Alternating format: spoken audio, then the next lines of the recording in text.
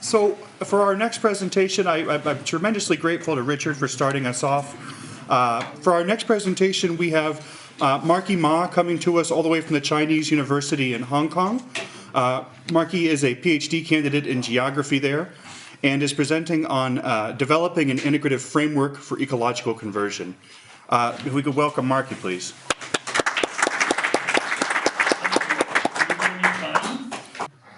So, it was great. Thank you for having me here. And hi, everyone from the other parts of the world.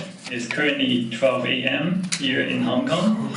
So I'm drank lots of coffees during your break as well. So having it together in a parallel world. But yes, I'm very privileged and happy to be included in the conference, even though I'm not theologian.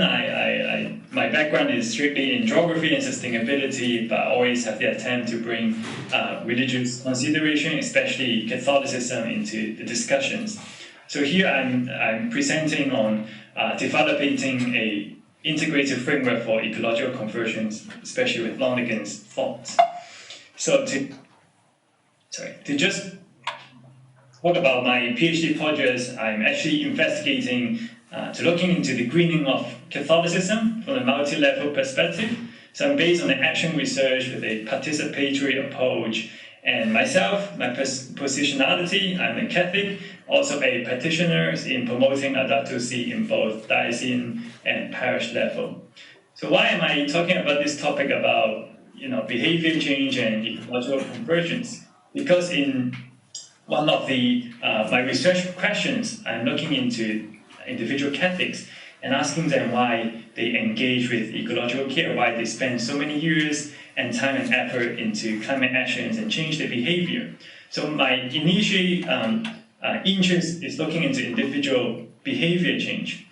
As behavior change, we know individuals really matters to climate change. In IPCC report, as the keynote speaker has also mentioned a lot already just now, the role of individuals in climate mitigation is huge. It has the potential to bring down the global emissions by 40 to 70% by 2050. And you can see a lot of papers have done in the field of environmental psychology, sociology, geography, showing how lifestyle change can make a difference for behavior change. And also there are graphs showing the greatest impact we can produce with the behavior is the one that is harder to achieve, that requires a greater effort to change our habits. And so here are two fundamental or very key, often quoted theory in the field of environmental psychology. I have to say again, I'm not psychologist, at the same time not theologians. I'm very bold to bring these two fields together as a geographer. But I look into the papers of theories, and they often treat religion and spirituality as a variable or a set of values, a set of beliefs. But from an understanding of spirituality, the understanding of religiosity, I think it goes beyond than a values, goes beyond than a worldview. So then I'm starting to look into, so what does that actually mean by spirituality, and how scientists capture the idea of spirituality, or we call this here ecological spirituality. So I come to papers looking into the psychology papers. They often treat spirituality again as a variable. So I stop and ask myself, should I really read into theology, and should I engage more with the theological perspective? Because ultimately, my study is on a Catholic church. I shouldn't only just bring into a critical perspective. I should also bring into the theological perspective. And thanks to the center I work with, partnership with, the Center for Catholic Studies at the Chinese University of Hong Kong. They have a strong Jesuit background, hence they introduced me Bernard Lonergan. So I'm sure every of you sitting in the room definitely more familiar than me on Lonergan's thoughts. But I just want to quickly summarize the point that I want to bring in here, the idea of conversions that Lonergan described. So Lonergan sees spirituality as a process of conversions that make me kind of resonate a lot with my personal experience. I would like to read more about it, and hence I came into different papers looking at the types of conversions, and also by Robert Doran to talk about the psychic conversions. So the 4 types of conversions, intellectual, moral, religious, and psychic, they are all equally important in contributing to the reason why a lot of Catholics will engage in ecological actions. And this quote here showing the transformation of consciousness, the 4 levels or even the 5th levels make it possible in human life that is a life of prayer. So this is my first time seeing spirituality as a dynamic process towards the ultimate truth, the ultimate divine love. And I would like to quickly go into this paper by Neil and Christina on ecological conversions.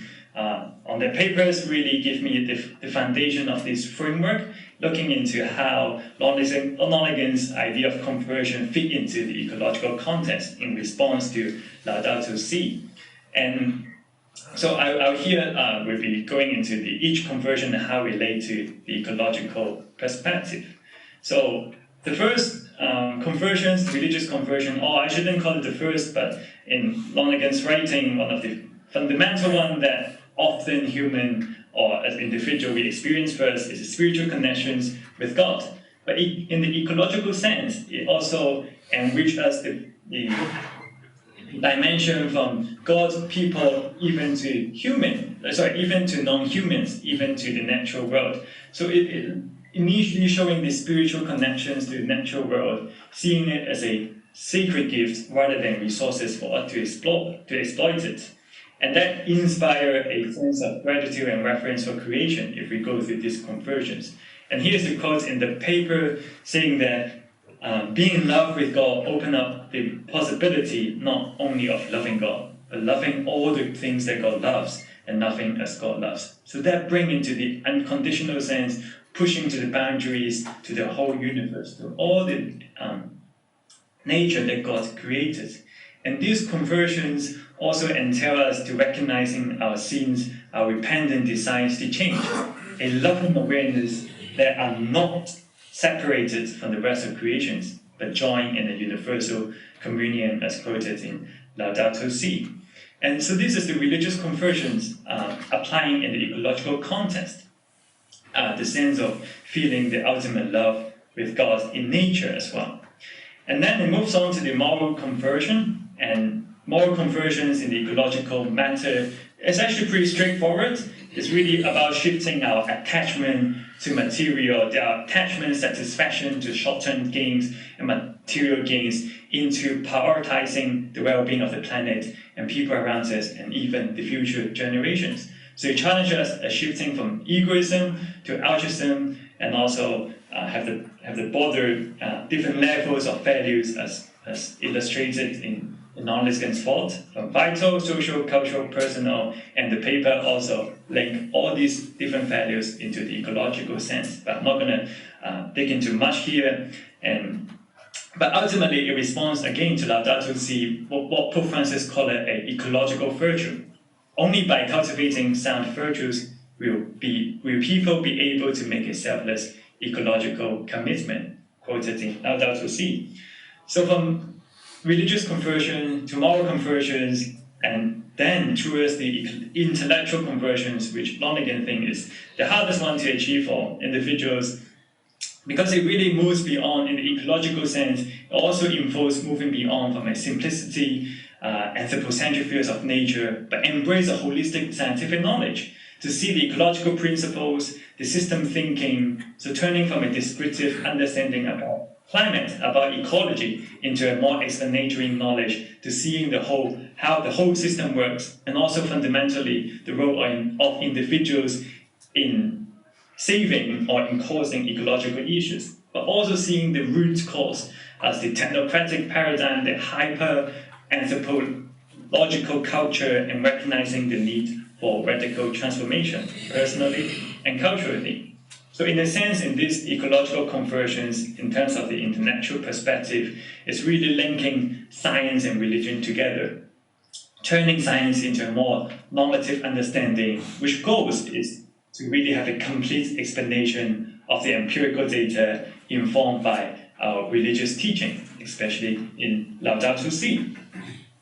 And the last psychic conversions suggested by Robert Darwin, and it talks about how the different type of consciousness, not just in a conscious sense, but also in a psyche, in our affective and feelings. So not only engage with the intellectual wise, but also in the deeper layers, sometimes unconscious feelings, or even unconscious pattern of consumption, alienation from nature. These are the causes towards environmental issues that sometimes we may not be aware.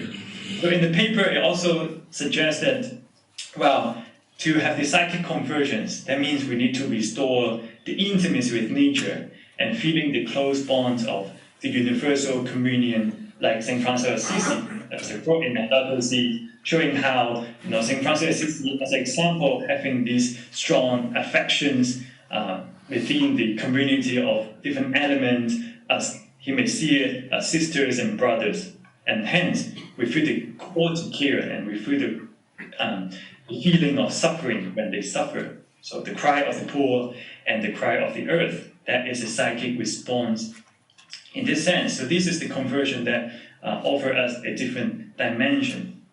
So here I kind of finish, telling you what is ecological conversions in terms of Lonergan thought. But how can we bring in or link it with environmental psychology? So that is my another question. Okay, we have these rich theological understanding about conversions and having a high ecological awareness consciousness. But how can psychologists adapt it as well? So then I went on and read more about environmental psychological literature and see if there's any similarity between Lonergan's thought and the dominant framework of environmental psychology. Hence, I here want to introduce a seminal work by Anya and Julian in 2002, which is one of these really important papers in the field of environmental behavior. So what they are doing is to look into why people don't act and why don't act. So they are different.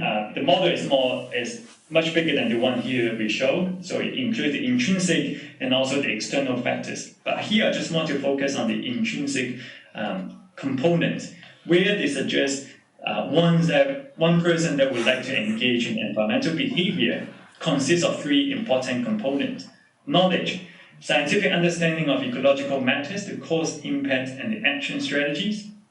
Second is the affective side, feelings, fear, emotional involvement. That could be negative emotions, that could be positive emotions, but they could all both contribute or shaping a barrier for our environmental behavior. And the last part is values: altruism, biospherism, materialism, anthropocentrism, ecocentrism. So these are the components and factors that are shaping our values and attitudes towards nature, towards our actions. So by me talking about these three components, perhaps you may already have a sense of connections between Lonergan's idea and their thought.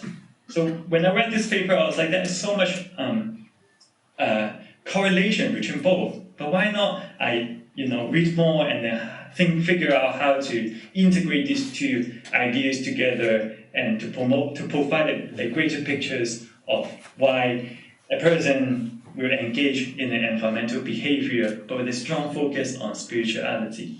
Hence, in this idea, I want to also explain about why also the word that they use, environmental consciousness, also echoes a lot with Lonergan's thought.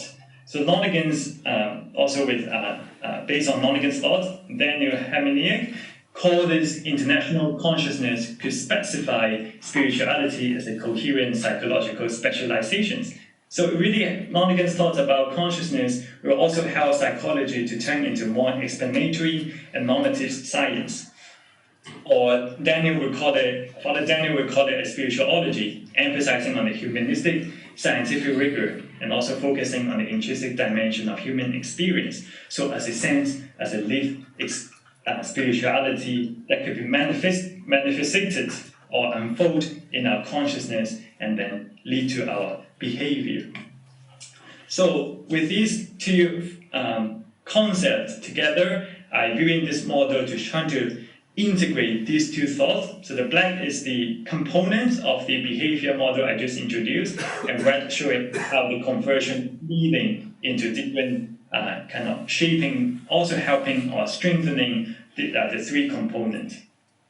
So here I put the three components as the three separated but also interconnected factors in shaping our intention for environmental behavior.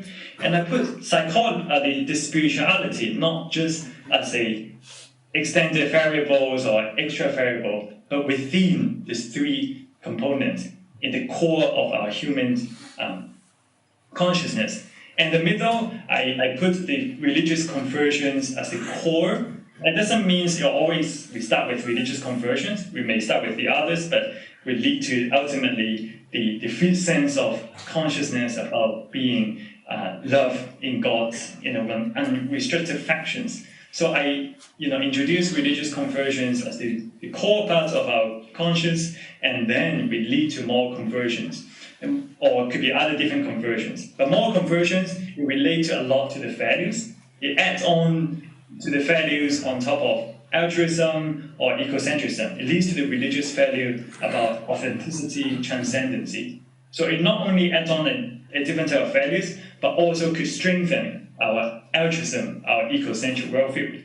And then we may have the intellectual conversions, right? We acknowledge, as illustrated in the environmental behavior framework, it's just about scientific understanding or even perhaps ecological, eco-theological teaching. But like international conversion will help us to combine and integrate these two together and to pursue an ultimate truth. It will intensify our level of knowledge. And then psychic conversion relates a lot to the emotional involvement, the positive and negative emotions, but most importantly, it's affective as an intimacy with nature, a sense of wonder, reverence, and care. So my suggestions here is that all the conversions will help us to lead to enhance the component, the factors that are illustrated by the pro-environmental behavior. They're embedded within these factors. They are not separated as a entity, but the spirituality in these four forms will be manifested in the environmental framework.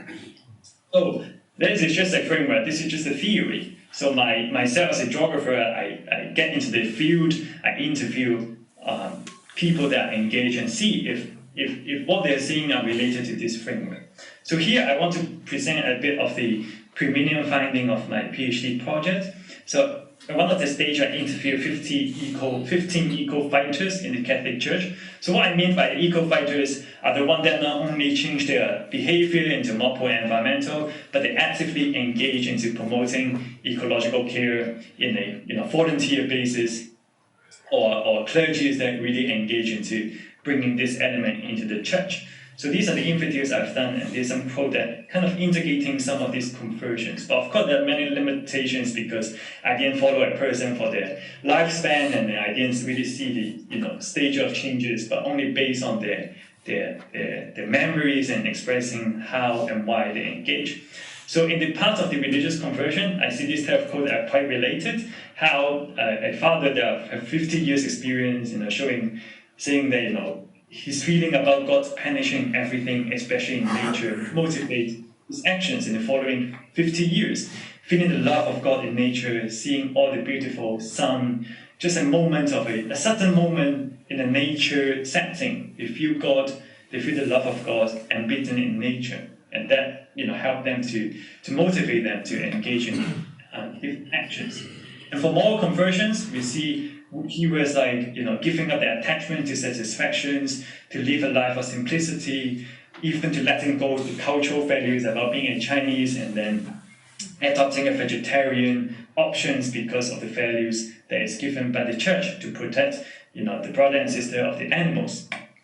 And we also see international conversions, but not. Again, it's quite accurate with what Lonergan was talking about, that international conversions may not be experienced by everyone. And it's true in my quote that I couldn't find many so-called international conversions in a strong manner. But here's a quote that also shows how this kind of film about scientific impact relate to Laudato Si and then provide the person a kind of religious truth. This is what she said about climate change, about the reason for climate actions from a Catholic point of view, from a faith point of view. And the last one, the psychic conversions. We see quotes about people feeling sad, people cry because they feel the earth is crying. It's all about the feelings, about the anger of guilt, and also guilty about knowing the fact that they're contributing to the global environmental injustice. And some really get this feeling not by watching about a film, not reading, but also practicing in the Catholic ritual, participating in ecological station of the cross. So these are the quotes that I'm showing here. I'm not trying to say that the framework fit perfectly, but I'm indicating some of the empirical data, how it related to the conversions. So there's limitations. The limitations that I cannot see different stages and how different conversions lead to one another. So we definitely need a longitudinal studies. But at the end, my kind of presentation here, my contribution here is want to really affirming Daniel Haminek's statement about Lonergan's analysis of intentional consciousness, seeing spirituality as a coherent psychological specialization, especially in the ecological setting. And that really assists me to demonstrate how ecological conversion can be unfold in one's present environmental consciousness. And hence I'm developing a framework here to integrating both theological and psychological knowledge. But again, the further research directions, of course, we can look into more how we can facilitate this kind of ecological conversions, explore more explicitly about the interconnection between different conversions with empirical data, and also, if you see the framework carefully, I didn't say it would at the end lead to environmental behavior, but with the strong intentions, because we still need to consider different type of external factors within the context. So, sorry for lots of informations and a little rush for the presentations in 20 minutes. And I hope you enjoy it. And I'm very happy here to receive more comments and feedback from you all. Thank you. Thank you.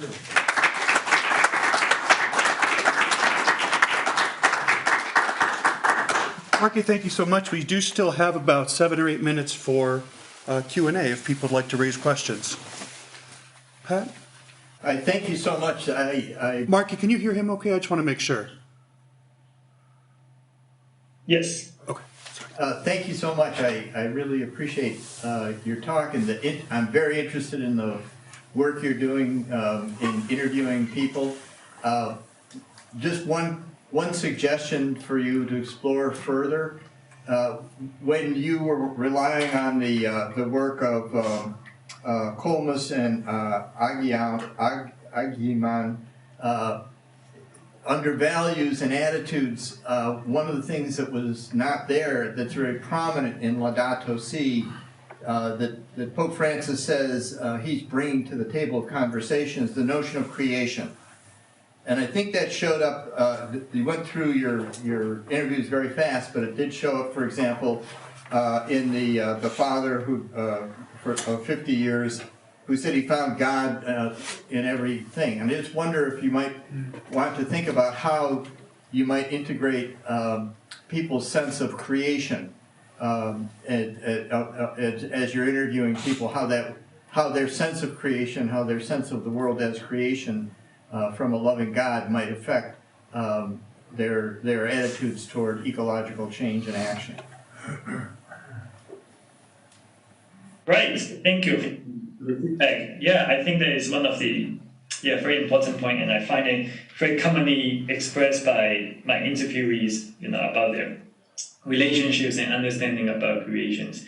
And for now, I kind of just see it as a sense of religious conversion, is feeling God within the creation, which I'm not quite yet touched upon by the environmental psychologists. And that definitely needs some more thinking on that. But thank you for the comment.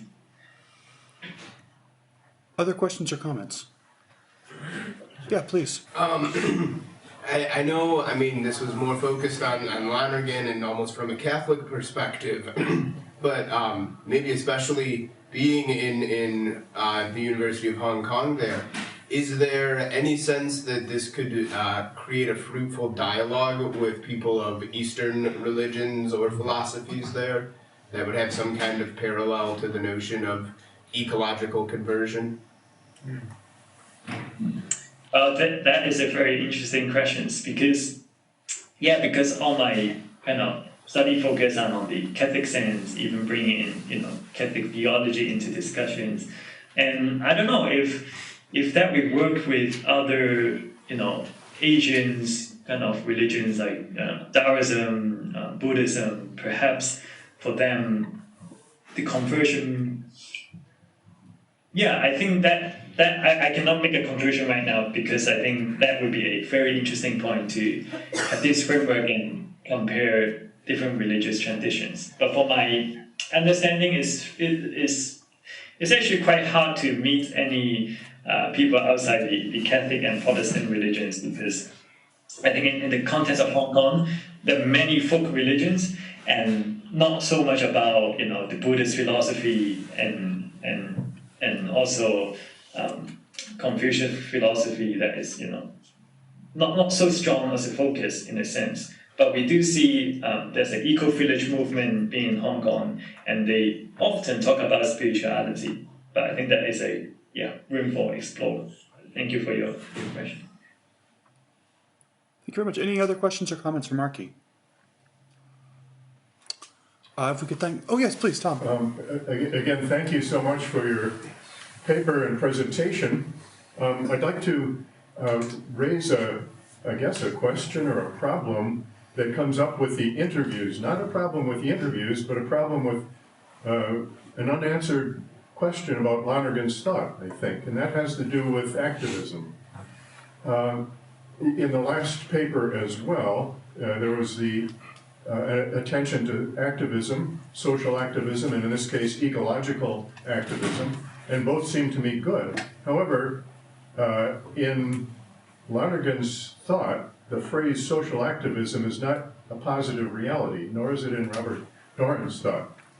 And their concern, I take it, is that it represents the world of common sense, undifferentiated consciousness, and practical intelligence stepping in to, as it were, preempt the role of cognitional operations such as understanding and judgment.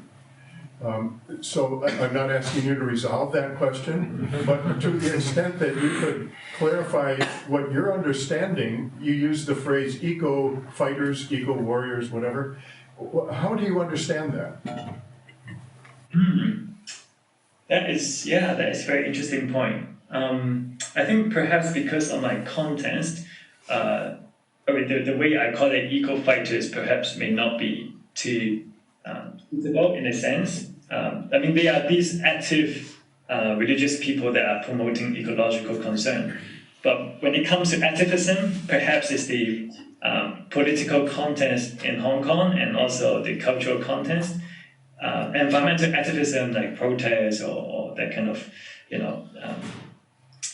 engagement is not really being observed, especially among my interviewees or especially perhaps in the general public. We do have voices against perhaps government policy about development that may not necessarily need to the focus on violence or very strong activism. So the process of judging and leading to action for now wasn't my considerations, but I think that I think the interviews will help if I can get this question right about how they kind of in what sense they think what they're doing is right, which I didn't really ask about it. I mostly asked about their motivations, but I actually didn't quite encounter about why they choose what they were doing. But thank you for the problem that you're raising. I think that is a very valid consideration.